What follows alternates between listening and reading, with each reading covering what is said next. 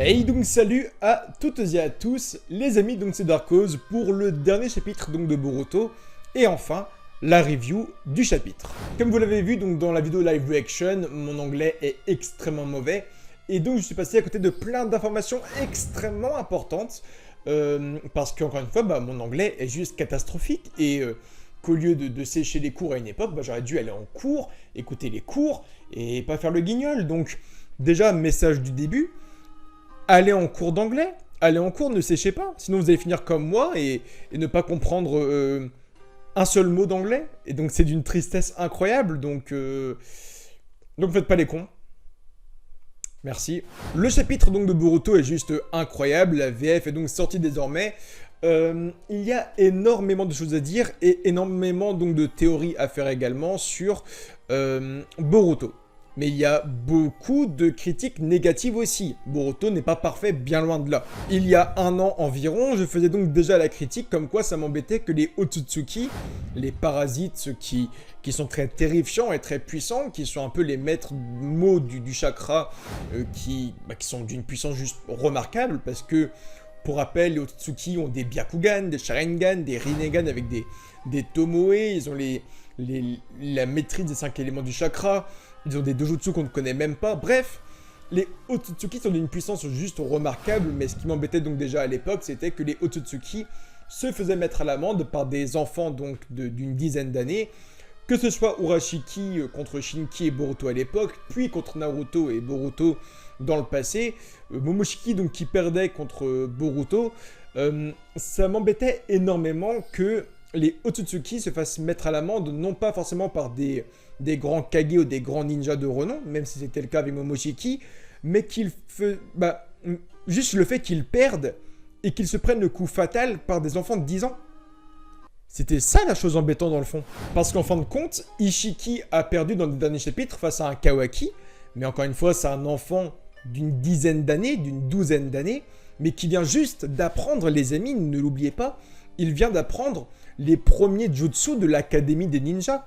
Ça veut dire que oui, il a une maîtrise Katon intéressante, mais faire un clone, faire une transposition, c'est les techniques de base chez un ninja qu'on apprend à l'académie de Konoha. Ça veut dire qu'un enfant de 8-10 ans à Konoha peut faire les mêmes techniques que Kawaki. Est-ce que ça veut dire pour autant que cet enfant de 8 ans, lambda, peut mettre à l'amende un Otsutsuki? Bien sûr que oui. Parce que Kawaki n'a pas utilisé le Kama, une technique spécifique, une technique rare ou un saut. Il a juste fait un clone et il s'est joué de Ishiki Otsutsuki qui était le compagnon de Kaguya. Et il s'est joué de lui à 100% de cette manière. Et c'est horrible. Parce que c'est Ishiki. Et que Ishiki vient d'affronter un Naruto Baryon, un Sasuke incroyable. Il a affronté un Kashin Koji extrêmement puissant aussi, il faut pas l'oublier. Pourtant, il vient de se faire battre par Kawaki, qui avait seulement les techniques de l'académie des ninjas. Momoshiki, qui a donc également repris la possession du corps de Boruto, vient de se faire repousser par un Boruto fatigué, avec un corps fatigué. Alors oui, il est expliqué que le fait que Momoshiki reprenne l'ascendant sur le corps de Boruto l'a aussi soigné. Ok, c'est what the fuck, pourquoi pas. Mais mentalement, Boruto est fatigué et il s'est fait péter la corne et donc Momoshiki recule.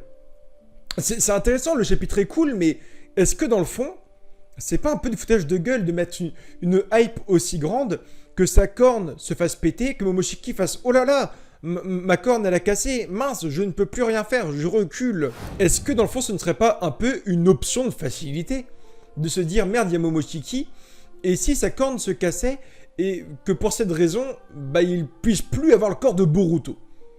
C'est une énorme option de facilité. Alors oui, j'adore Boruto, je vénère Boruto. Mais quand les choses sont mauvaises, il faut le dire également.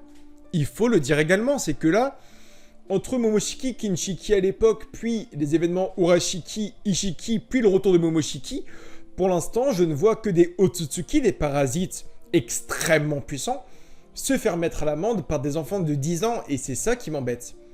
C'est ça qui m'embête, c'est que oui, Boruto et Kawaki sont extrêmement doués pour leur âge, mais ça reste des enfants d'une douzaine d'années qui viennent de quitter l'Académie des Ninjas il y a un an, Kawaki vient de faire la phase Académie avec Naruto il y a très peu de temps, mais n'oubliez pas qu'il y a quelques semaines, quelques mois dans l'histoire Boruto, Kawaki apprenait à monter aux arbres il y a quelques jours.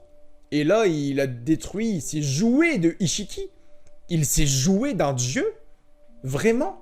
J'ai plusieurs théories sur l'avenir de Ishiki, parce que comme je l'ai dit dans la live reaction, pour moi, Ishiki n'est pas mort. Et je pense qu'il avait posé un kama sur quelqu'un d'autre avant de perdre face à Kawaki. Ishiki est quelqu'un de très intelligent. Il a une grande stratégie. On ne le voit pas, mais il est très stratège. Il devine tout à l'avance. Son œil voit beaucoup de choses également. Son Byakugan est très affûté, je pense également, lorsque il est Ishiki de base. Mais même en étant Jigen, Ishiki était très intelligent, très perspicace.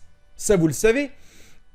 Il avait tout deviné pour le coup du dirigeable avec Kashin-Koji et Amado qui avaient comploté ensemble. Il est très intelligent. Il est très intelligent et je ne vois pas un Ishiki aller à Konoha récupérer Kawaki à la va-vite sans pour autant avoir posé un kama de sécurité. Ishiki est intelligent. Et c'est obligé qu'à mes yeux, il ait posé un kama sur quelqu'un avant d'aller au charbon. Parce que Ishiki a conscience que même si il avait entamé sa résurrection, même s'il était revenu à la vie réellement en tant que Ishiki, et même s'il avait récupéré le Dharmagan et j'en passe, il savait très très bien, il savait pertinemment qu'il avait une possibilité de défaite. Parce qu'il y avait Sasuke, il y avait Naruto, même s'il savait qu'il était... Même s'il savait pas que Naruto était de retour à Konoha, même s'il pensait que Naruto était encore scellé, il savait qu'il sortait d'un combat avec Kashin-Koji, il savait qu'il y avait Kawaki, qu'il y avait Boruto, qu'il y avait Sasuke Uchiwa, qu'il y avait plusieurs éléments qui pouvaient le bloquer. Tout simplement. Ishiki a également bossé avec Amado pendant plusieurs années, donc il sait que Amado est puissant au niveau technologique, que Amado possède une technologie, des capacités qui auraient pu bloquer quelques secondes, quelques minutes Ishiki. Donc, dans le fond, Ishiki s'est fait avoir avec le mode Baryon qui a mis un coup à sa durée de vie. C'est vrai, ça il pouvait pas le deviner, ça il pouvait pas le savoir. Mais bon, encore une fois, je ne pense pas que Ishiki soit allé au charbon sans avoir eu une roue de secours. Et donc vous allez me dire, mais sur qui Ishiki aurait pu poser un sceau au cas où il venait à mourir? Je pense qu'on a plus ou moins une identité, un nom, quelqu'un qui depuis le début de Boruto est mis à l'écart, qui ne doit pas trop aller sur le devant de la bataille et qui doit souvent rester à côté de quelque chose, de quelqu'un dans une pièce spécifique et qui doit rester là. C'est Code. Depuis donc le début de Boruto, Code est l'un des seuls éléments de Kara qu'on n'a pas vu combattre. On a vu Amado, on a vu Kashin-Koji, Boro, on a vu Delta, ou même du coup Jigen, Victor et Dippa. On a vu tous les membres de Kara faire des combats, mais le seul qui n'a pas combattu, c'est Code. Et Code, après la défaite de Delta, il a dit, bon, les missions que toi, Delta, tu n'y arrives pas, moi, je peux les faire. Et donc, on sait que déjà, Code est supérieur à Delta. Ça, on le sait. Mais Code n'a jamais, pour l'instant, de ce qu'on peut voir, il n'a jamais été envoyé sur des missions importantes, que ce soit la récupération du dirigeable ou du réceptacle. Il n'a jamais été envoyé à Konoha pour récupérer Kawaki, des informations ou bien récupérer directement des personnages ou des informations importantes. Code devait toujours rester à l'écart, au QG, à côté de Jubi et surveiller Jubi.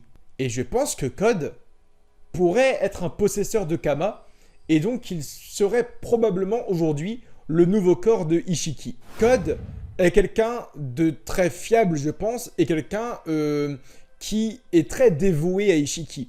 On l'a vu avant que Kashin-Koji ne débarque dans la pièce et tout, il y avait une petite discussion entre Jigen et Code et on voyait que les deux étaient en très bonne entente. Et je pense qu'il y a un marché entre les deux et que Jigen a posé un kama sur Code. Et donc, Code pourrait être le nouveau corps de Ishiki. Et si c'est le cas, ça va devenir très très sympa parce que j'adore cette idée en fait d'identité parasite qui prend plusieurs corps. C'est ce que j'avais énormément aimé avec Orochimaru à l'époque, qui avait plusieurs visages, plusieurs corps. Je trouvais ça badass et terrifiant. Ou avec Muzan Kibutsuji dans Demon Slayer, qui a plusieurs identités, et c'est extrêmement badass, parce que dès que tu le revois, c'est un nouveau corps. C'est trop stylé. Ça veut dire que si ma théorie est bonne, Ishiki vient de mourir, mais en mourant, il est réapparu dans le corps de Code. Admettons. Il est réapparu dans le corps de Code. Ça fait que là, en réapparaissant à côté ou dans le corps de Code, il est à 1 mètre de Jubi. Ça veut dire que Ishiki vient sûrement de perdre contre Kawaki et la Team 7 de Naruto, Sasuke, Boruto et j'en passe. Mais ça veut dire que s'il a perdu là, ses plans commencent seulement parce que là, il vient de... Si ma théorie est bonne, bien sûr. Il vient de reprendre possession du corps de Code et il est déjà à 1 mètre de Jubi. Donc il peut déjà repartir sur des dingueries phénoménales. À l'époque, donc déjà, il y a 3 ans maintenant quasiment, on voyait le flashback donc de l'expérimentation de Jigen et Amado sur Kawaki. Dans ce fameux chapitre, on voyait en fait Amado avec donc les fameuses poches dans lesquelles étaient enfermés donc les enfants. Et donc, Amado expliquait, il ne nous reste plus que 2 enfants. Et donc Jigen expliquait, on va essayer jusqu'au bout de poser un kama sur l'un des enfants pour qu'il devienne mon réceptacle. Et donc, il posait sa main dans la jarre et le contenu, rappelez-vous, allait vers un enfant qui était Kawaki. Et donc, Kawaki agissait sur le seau agissait sur Kawaki surtout, et Kawaki était la bonne expérimentation qui marchait. C'était l'expérimentation qui buzzait. Mais de mémoire, je vais essayer de retrouver la page si j'y parviens. Mais juste avant que Kawaki ne reçoive l'expérimentation, Amado expliquait qu'il restait plus que 2 enfants en vie.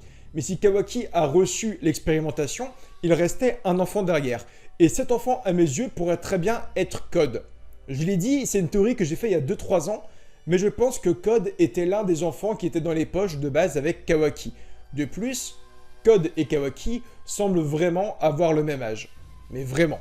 En tout cas, à mes yeux, Code pourrait être la nouvelle apparence de Ishiki, un corps jeune, un corps puissant, plus faible que celui de Kawaki, je pense, mais un corps quand même très juvénile, très puissant, habile et j'en passe. Et surtout, un corps qui est donc déjà à côté de Jubi, donc il peut lui pomper du chakra et tout. Ça veut dire que si Ishiki est actuellement dans Code, bah, il peut se revigorer et se refournir en chakra et récupérer en très peu de temps une puissance juste démentielle. Ça veut dire que si Ishiki a vraiment une envie de haine et de dalle, ils vont à peine retourner à Konoha que Code peut débarquer en mode « Bon allez, on recommence. C'est moi, c'est Ishiki. » Et ce serait une dinguerie. Ça n'arrivera pas parce que ce serait trop what the fuck. Mais ce serait une dinguerie qu'il retourne à peine à Konoha avec un Boruto dans le coma, avec un Sasuke avec un œil en moins, un Boruto et un Kawaki qui peuvent à peine marcher et tout. Les 4 sont en PLS et là t'as Code qui débarque en mode « Bon alors les gars, on est reparti pour un round ?» Ce serait démentiel. Mais c'est la chose la plus possible, c'est que, en fait, je me dis, oui, Ishiki a perdu, oui, Ishiki a été mis en PLS, mais pourquoi il reste Delta? Pourquoi il reste Code, Amado, Kashin Koji? Ça veut dire qu'en fait, il y a de mémoire 8 membres, 9 membres de Kara, mais sur tous ces membres de Kara, bah, le leader est déjà mort, donc que font les autres sbires de Kara maintenant que le leader est mort? J'ai également une certitude de me dire que Delta pourrait juste servir d'entrée, de plat de résistance à Boruto dans le futur. Ça veut dire que Delta possédait plusieurs corps, puisque maintenant, de ce qu'on peut comprendre, il en reste un, puisque un corps détruit par Naruto, un corps désactivé par Amado, il resterait un corps. Mais admettons, l'un des corps est réactivé, il reste en gros 2 Delta. Et je me dis... Mais Delta, on a vu toutes ses capacités, on l'a vu affronter Naruto et donc bah, on l'a vu perdre, on a vu ses capacités, on sait comment la battre Delta. Il faut juste lui faire une surcharge de chakra et d'absorption pour qu'elle surchauffe et qu'elle débloque. Donc Delta, on connaît ce point faible, et donc je me disais pourquoi ils ont également laissé Delta en vie alors que Ishiki vient de mourir. À quoi va servir Delta aujourd'hui? Parce qu'on a vu ses défaites, on sait comment la battre, on sait son point faible et tout. À quoi va servir Delta réellement? Bien plus, donc j'entends par là d'un développement avec Amado, parce que oui, on sait qu'il y a un lien entre Delta et Amado, mais pourquoi garder Delta en tant que sbire, alors qu'on a tout vu d'elle au final? Et je ne rigole pas là-dessus, on a tout vu d'elle. J'ai une sorte aussi de certitude de me dire que Delta pourrait donc servir d'entrée de plat de résistance à Boruto dans le futur, où Boruto pourrait partir en entraînement, maîtriser Kama ou maîtriser un peu Momoshiki. Et donc, il pourrait y avoir une confrontation très rapide entre Delta et Boruto. Et Boruto pourrait affronter les deux Delta qu'il battrait en un rien de temps. C'est une chose que beaucoup de mangas font aujourd'hui, ou même font déjà dans l'ancien temps, avec par exemple un Naruto qui va one-shot l'un des Pain. Il va one-shot l'un des Pain, le Pain mécanique qui fonce sur Naruto, et Naruto le one-shot avec un Rasengan. Ça montre tout simplement l'évolution de Naruto et à quel point il a surpassé Jiraiya. C'est je reviens d'un entraînement, je fais quoi en revenant? Je one-shot un Pain. Ou encore un exemple tout con, j'en avais un à l'instant que j'ai déjà oublié. Je n'ai plus l'exemple en tête, j'ai complètement oublié ce que je voulais dire, mais vraiment je pense que Boruto pourrait revenir au combat contre Delta dans le futur, hein, donc quand il aura 15-16 ans. Delta va vouloir choper Boruto pour, pourquoi pas avoir son corps, son Kama, et j'en passe. Et un Boruto qui va one-shot les deux, donc les deux cyborgs, les deux Delta en un rien de temps, et dire vas-y, je suis plus le même homme, amenez-moi à Ishiki. Et bim, badass. Voilà, je me suis souvenu de ce que je voulais dire. Luffy contre Kuma, contre CP9, un truc du genre. Où Luffy, donc de retour à Shabondi, il s'est fait exploser par les Kuma juste avant, 2 ans auparavant, mais là il revient et il one-shot un Kuma juste après l'ellipse. Ça montre à quel point on a vu Naruto galérer un peu contre Delta, et là on va avoir un Boruto qui va revenir et étaler les Delta. Et je pense que Delta, c'est un peu l'avenir qui l'attend. Elle va avoir un truc joli avec Amado, c'est sûr, mais je pense qu'elle aura aussi un lien de vas-y, je suis devenu un dessert un peu de résistance, où il va y avoir les deux corps de Delta contre Boruto, et il va les one-shot en deux spies, coup de coude dans la nuque, il va les déboîter en un rien de temps, sans forcément utiliser le Kama, et faire bon, il est passé où Ishiki, là, faut que je lui parle très rapidement, là. Amenez-moi Ishiki. Et bim, ça montre que Kara est devenu rien du tout face au potentiel maintenant de Boruto. Je pense que c'est le destin de Delta. En tout cas, donnez-moi votre avis en commentaire. Pour ceux qui posent des questions sur Naruto, je pense qu'en effet, il n'est pas réellement mort. Il est dans le coma. Est-ce qu'il va être soigné par Tsunade ou Sakura? Il n'y a pas grand-chose à faire. Hein. C'est pas comme si il avait un rhume ou qu'il était malade. Là, c'est vraiment le mode Baryon qui le bousille. Même lui, il explique qu'il a l'impression d'avoir du plomb dans le corps. Donc, c'est... qu'il est en train de mourir, tout simplement. Donc, je pense qu'il n'y a plus grand-chose à faire. Est-ce que... Kurama est mort, mais ils vont lui mettre Shukaku ou bien un autre démon pour le faire un peu attendre. Je sais pas, parce que si un démon meurt, le réceptacle meurt. Et donc beaucoup me disent, mais non, c'est un Uzumaki, donc il peut pas mourir, mais n'importe quoi. Juste qu'un Uzumaki peut résister à l'extraction d'un démon plus de temps qu'un réceptacle basique. Mais oui, un Uzumaki meurt. Regardez, quand il s'est fait enlever Kurama par Madara pendant la Grande Guerre, il a failli mourir. C'est Sakura qui lui a fait des soins de psychopathe pour qu'il meure. Mais si Sakura n'était pas là à l'époque, Naruto serait déjà mort pendant la Grande Guerre. Parce que Madara l'avait juste tué, il n'y a pas d'autre mot. En tout cas, tu peux liker, commenter, t'abonner à la chaîne, me rejoindre sur Facebook, Twitter, Instagram et Snapchat. Je kiffe refaire des reviews en facecam. Quel plaisir! Donc je te kiffe, je te dis à très bientôt, comme je te l'ai dit. Plein de bisous sur toi et sur ton chat de compagnie ou ton chien. Je fais que les deux animaux là, parce qu'après ça devient très chiant. A bientôt pour de nouvelles vidéos, je vous kiffe et datebayo!